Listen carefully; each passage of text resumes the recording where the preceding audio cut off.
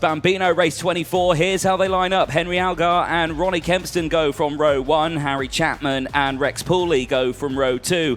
Mason Hibbert and Logan Hodges, they round out row number 3. On row 4, we've got William Wainwright, followed by Felix Tandy. Then lonely on row 5 is Alex Marshall. Lonely on row 5. Yeah, that it's a little small grid. That sounds like an album. Lonely on row 5. There we go. Not a very good one, but...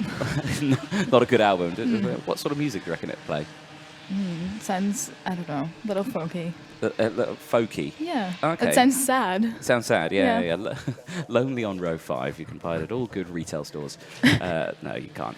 There we go. But looking forward to this one. Obviously, standing start once again for the Bambinos. And, well, what you see there is probably what you're going to get for the entire race, is a train of karts. Optimistic. What do you mean optimistic? Setting up for a good race. Yeah, it will be a good race, guarantee it. But I've got to say, weather today, on point. There was a bit of a scare in the air during the paddock show where people were thinking, oh, not check the forecast, it might rain. Not a chance. It's too warm. It is too warm as well, isn't it? But yeah, like you say, there's even a heat haze. Look at that. Love a heat haze. But last few checks being made. Come on, Dad, get it into the grid slot. There we go, sort it out. There we go, all good stuff. Here we go then. Who's going to get the whole shot then in towards turn number 1? We see the inside row work all the time on the rolling starts. Does it work well on the standing starts? Henry Algar and Ronnie Kempston, them a fight to the final as the lights go out and slowly away they go, but they do get going. Good start from the back of the grid. Good start from Marshall. There we go. He's no longer lonely on row 5. He's got a friend on row 4. Side by side. Yeah, and a great getaway from Ronnie Kempston. He sweeps into the lead, but does he hold this as they make their way up the hill? I know he was side by side. I think he does hold it. Good start then from the entire grid. No, he doesn't. No. He drops back. It's actually Henry Algar who leads the way. So he got back into the front there. As down the outside there is Alex Marshall, and he clips the curb for company. And now he is, well, he's lonely at the side of the track now. But that has not gone too well for him. And I think he's got a bit of damage to the kart there. That has not gone well for him whatsoever. Yeah, going a little slow at the back there. So that was quite a big bump over the curb, so the curbs a little bit of air. The curbs aren't big for the bigger drivers, but for the smaller drivers in the Bambino category, yes, they are mountains that they need to climb over. And unfortunately, yes, I think that's a broken wagon just a little bit. Back here at the front, though, and a very common trendsetter we've seen over the course of the weekend is a 4-cut battle for the race lead between these 4 here across the line. Very close, Henry Algar, and yes, there we go. The kart has come to a complete stop there for Alex Marshall. Excuse me. Lunch is coming back up there. So Algar leads the way from Chapman, Kempston, Pooley and Hibbert. Hodges is still there from Wainwright and Tandy. They'll be coming into yellow flag conditions here, so there should be no overtaking as they go into it. So there is a Saturday. And it's actually been reported to me that there is a chain off the number 33 of Alex Marshall. So that big curb whacked Sprocket, and Sprocket and chain no more so No, not a good start. Again, the commentator's curses. Yeah, going strong. Strucketh so quick. But yeah, it is not gone well. Algar, though, looking comfortable here at the front. Chapman just sticking behind him. And again, Chapman is one of those drivers who will go for the move when given the opportunity to do so. And a little bit of a tighter exit line there for Algar. Again, you see these different racing lines, but you could honestly, in the Bambino category, you could have about 6 different racing lines into every corner and you'd be fine because they're all kind of flat out through here. Look, and they've all had kind of practice in this configuration because this is the top 4 that we also saw in the pre-final. So they'll be able to sort themselves out. They should be. So again, just keeping a close eye up to Christmas corner again. And I do love the sound of them as they whiz past through Oblivion because they're absolutely flat out. They sound like a herd of angry wasps as they go through. That is brilliant as they dip in. They're a little further behind. There is Mason Hibbert just coming through on his lonesome. This is a battle further back. This is Wainwright and Hodges going through, and again using all the track and a little bit more available to them, but you can forgive them for that, you know. Yeah, right to the edge. Right, a little bit close to the grass. But yeah. But like I say, not on it, so. But no, looking forward to seeing what these two could do because right on that rear bumper, Hodges is pushing Wainwright along there. And who's going to come out first? Still Wainwright. So now Hodges looks to the inside here into the pits bend. That's a risky place to go for it, but Bambino's made it look easy. Exactly. Bambino's no fear. No. They will go for an overtake in the most ludicrous of places when given the opportunity. Back down into Christmas corner, back with our top three. Breaking off the back there, Rex Pooley, not able to keep up. So with these ones, despite the fact that he's got the fastest lap of the race, we know he's got the pace, so maybe just a mistake on one of the laps, and there you can see, I think maybe he's a bit hot. I think that's what that means? That's what that means. That's a technical signal. I'm a bit warm in this helmet, yes, yeah. And it is hot out there. What is the temperature out there? 24 degrees. Yeah. That is tropical temperatures, in my mind, in the UK. These British drivers are not used to racing in the heat. They're not. I think the hottest conditions, I think it was Sarno, so we're at Circuit di Napoli for the KZ racing, and it was 40 degrees. Luckily, the commentary box had air conditioning, so it was lovely. Nice. But yeah, outside didn't. It was very, very hot. So these drivers are still dealing with that one. And again, when they're going along, they're okay because, they've got the air that they can lift the visor up. They've got a bit of fresh air coming in. But remember, when they're stationary on the grid, as a change here potentially is looking to the inside. Kempston on Chapman. Chapman under pressure. You might have to close the door here. Algar closes the door, and Kempston relinquishes the position and stays in third place. But yeah, like you're saying, when you're stationary, you've got the engine heat from the engine coming up under your helmet. You've got the temperature from the track is coming up as well. So it is a hot time. And so Rex Pooley just behind, looking like he was doing the Macarena there, going down into Ashby Hairpin. Not sure what he was doing there, but hand signals coming in thick and fast. So clearly he is talking to someone at the edge of the circuit, maybe trying to say that I've got a problem with wagon. So hopefully he's all good. So he is dropping off the back of these they're kind of taking drivers. Off the first top three, almost 2.5 seconds away from Rex Pooley now. So they've got quite a comfortable lead. Although the top three are right on the back of each other. And like you say, they will go for a move at any moment. So. Oh, yeah, they will. They'll go for a move, and there it is. So down the inside, and Algar with a chink in the armoury there, running a little wide of the exit of Oblivion, now goes to the back of this trio. So now it's Chapman that leads from Kempston, Algar into third place. Yeah. So Kempston was able to sneak in nicely there.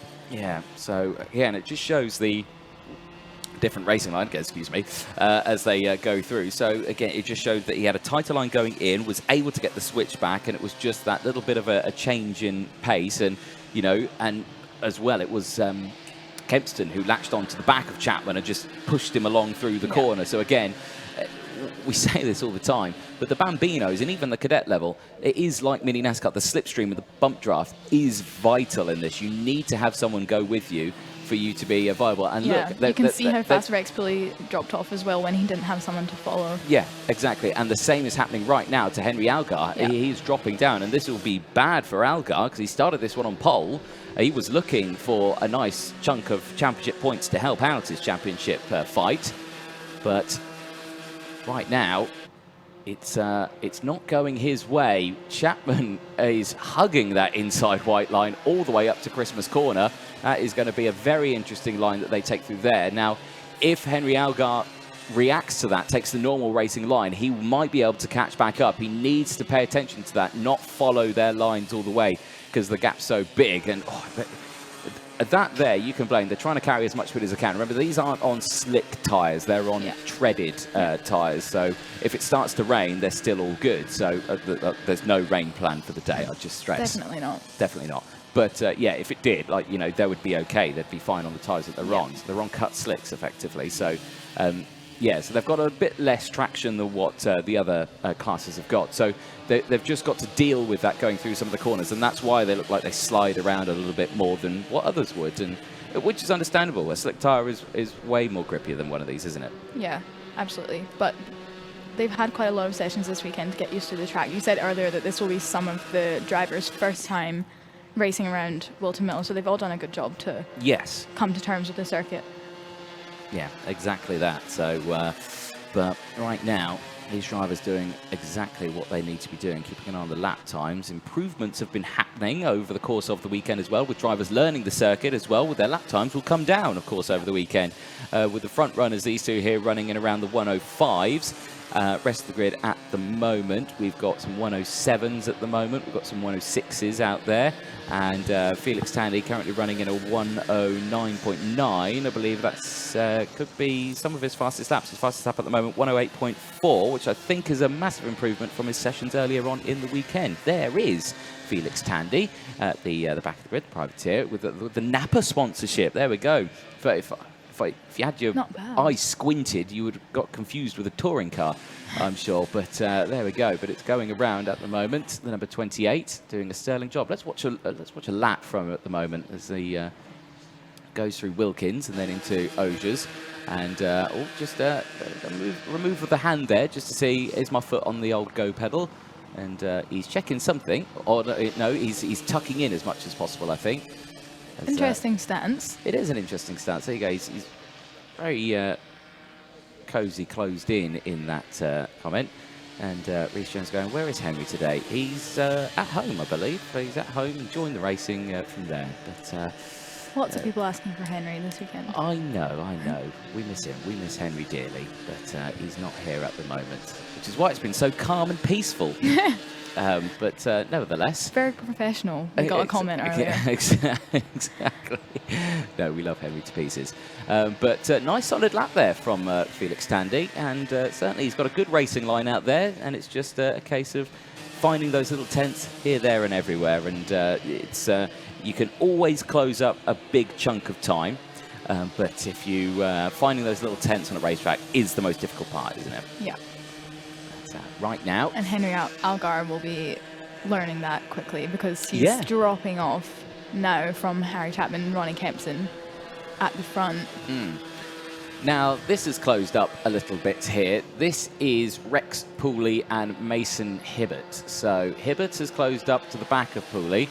Now, if these two can work together, they might be able to close the gap. I mean, it is a quite substantial gap that they've got at the moment. It's 11.6 seconds at the moment from the rest of the grid. Thumbs up there for Rex Pooley saying, yep, all is good now. Wagon rolling well. And I've got a bump draft now. I've got a mate in the form of Mason Hibbert, who has latched onto that rear bumper. Well, no, he's going to give him the go-ahead to go through. And there we go. Even at a young age. Such sportsmanship. Yeah, cheers, mate. Thank you very much. There you go. Send him through. I think now he wants to follow his line. So... or is he coming into the pit lane? Is this looking like a retirement here for Rex Pooley? It is a retirement for Rex Pooley. That is why he let the position go. And Rex Pooley retiring the kart. That is a big shame. So Wagon not at full potential there. No, he's had a really strong weekend so far. So that's a shame. Not how he would have wanted to finish off. No. Rex Pooley over this year. Yeah, he is... he's second in the championship. Yeah. He's not gained maximum points in any of the races so far this season. But he also hasn't finished lower than third. No, he's not finished lower than third. Until now. So this will be a dropped weekend on this one. Yep. But unfortunately not what he would have wanted. Back here though at the front, Chapman still leads from Ronnie Kempson. Kempson, I should say, and Kempson not losing touch here. Looks still very confident in second place. I say second place, now potentially even first place, because he looked like it was going to the inside there. No, it's against it when we cut back to them. And again, very different racing lines there between the two of them. Chapman holding a much tighter exit line compared to Kempton's holding a wider line. And again, just watch out, because again, you don't want to lose touch. You need to stay within touching distance of everyone here. And Chapman's just going to hug that inside line once again. And Kempson switches to the outside. And again, no change between the two of them here. So again, it's just a back and forth between these drivers until we get to the last lap. And keep an eye on Algar. He's only 5 seconds further down the road. So if these two really do start scrapping at full chase, well, touch wood on that one. That's a fine commentator's curse comment there. But let's see what happens between the two of them. But shame to see the drivers come in. Apparently, they reported something involving the tyre with the number 31. Not too sure there. Couldn't quite hear it in my ear. So, maybe with Rex Pooley, a tyre issue, potentially. Not too sure. We'll find out. We find out. Potentially. When I run to potentially is the most important word in commentating. Maybe. Yeah, maybe. So, won't promise. You can never promise anything that you say in racing, because anything can happen. But right now, at this moment in time, can confirm it is still Chapman and Kempson leading the way, and I'm loving this racing line.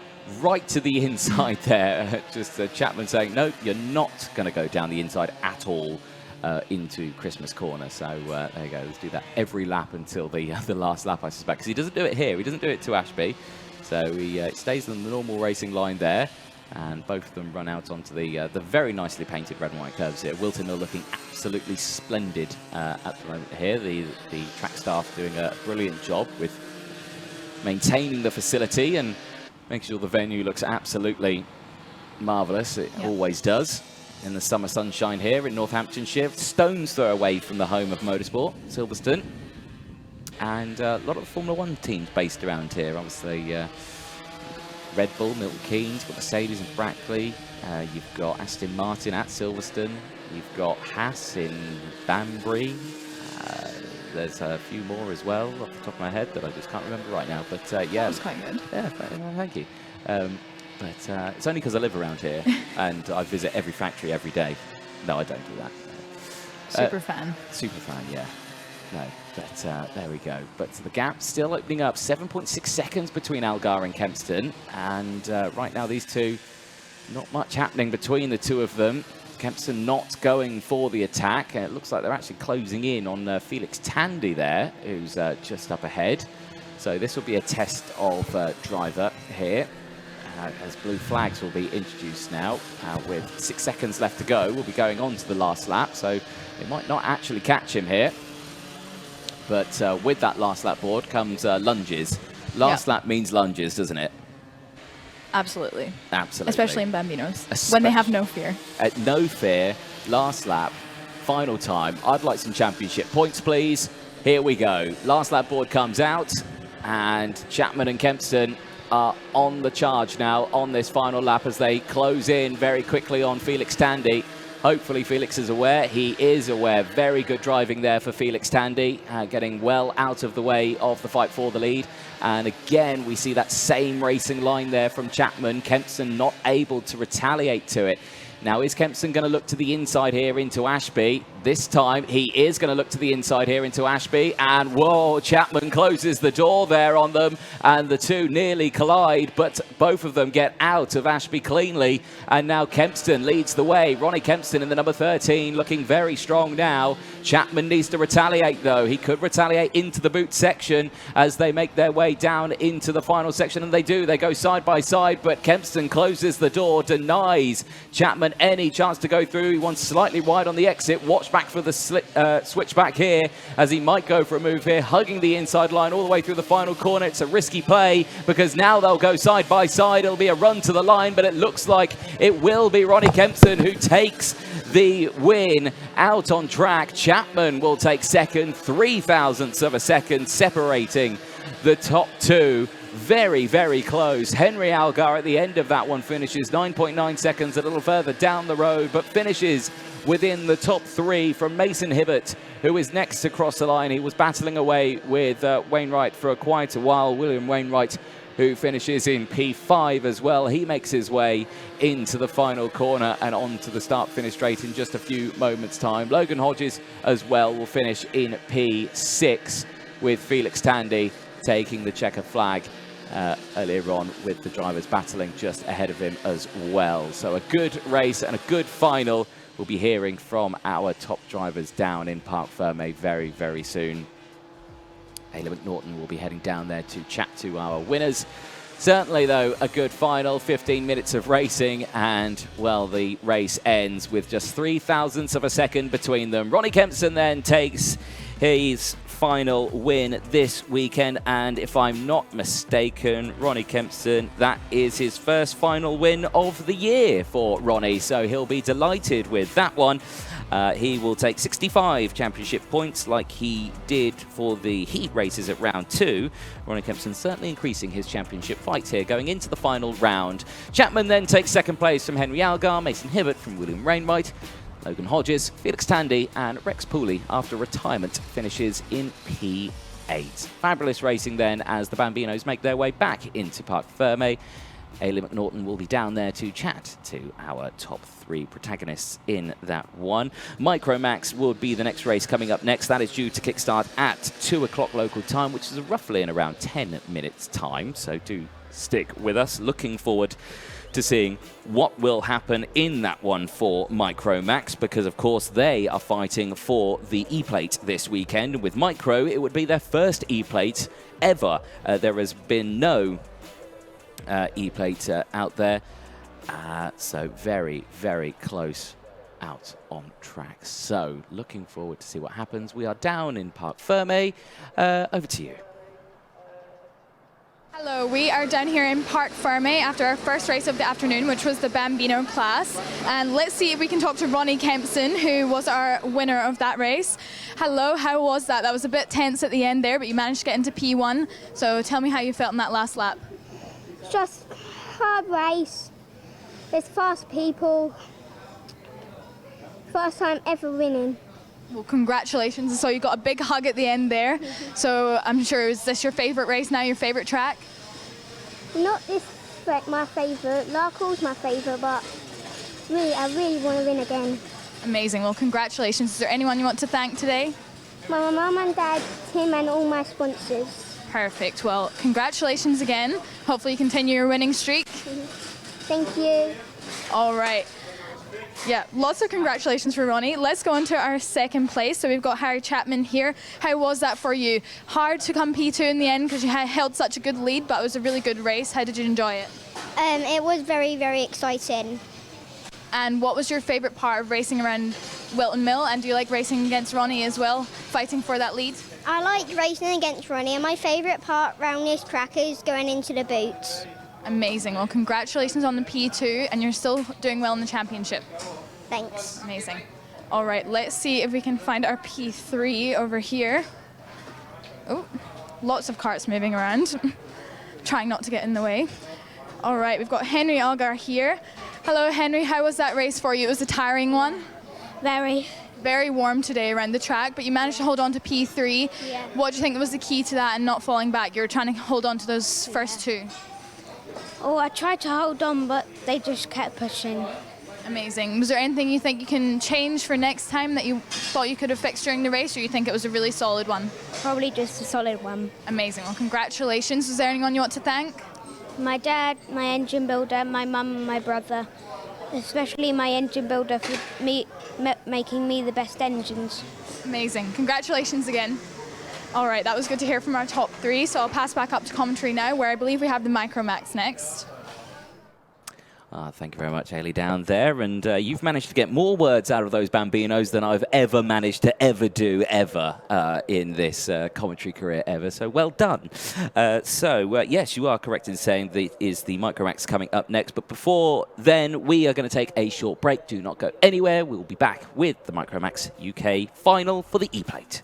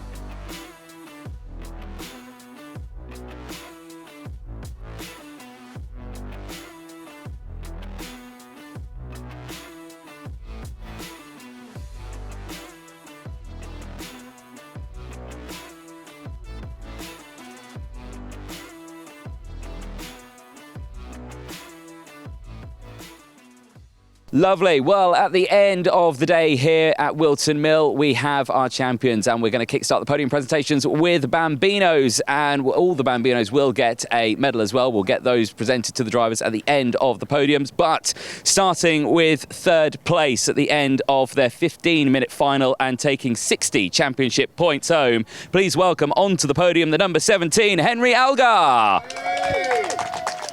Henry steps on to the third place. The cap needs to go on. Cap needs to go on. There you go. You've got to represent. There we go. Trophy up in the air.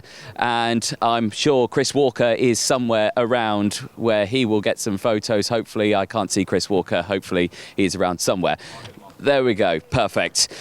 We then move on to second place out on track. Only 0.03 of a second separating these two across the line and taking 62 championship points. Please welcome onto the podium the rookie this year, Harry Chapman. There we go. Harry gets his hat on. Second place on that one, nice one, and trophy high up in the air, beautiful stuff. And we move on now to our race winner and his first final win and getting away with the E-plate, meaning he is the Bambino English champion at the end of this weekend. Please welcome onto the podium, taking 65 championship points, Ronnie Kempston. Ronnie getting his first final win and the E-plate over this weekend. A brilliant result. Oh, and he's putting the hat back. You've got to put it front ways. It's got the one on top of it. There we go. Lift that trophy up. Don't worry about that just yet. You stay there. It's only a gold visor strip. Perfect. A huge congratulations to your top three. And winning mechanic, please welcome onto the podium. We can't forget Martin Kempson as well. Join us on there. You'll receive a medal from Dan Parker, who will present that to him. Well done. Sort of result. You got a little podium there. Don't worry. You stand only a fraction taller than the drivers, but a brilliant result as well. As get your photos in, and we will award the rest of the medals as well. If the Bambinos would like to come up to the podium to collect your medals as well from Dan Parker at the end of event 8 here at Whilton Mill. Congratulations to all of our Bambino drivers. Only the 5 of them here at the moment, but still a brilliant result for all of them. Guys, go on, you stand in front of that podium as well. You get involved there. All jump in, all jump in. And the medals as well.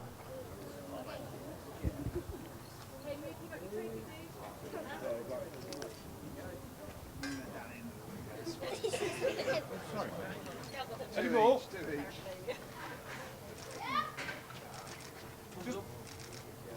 Bambinos are the best.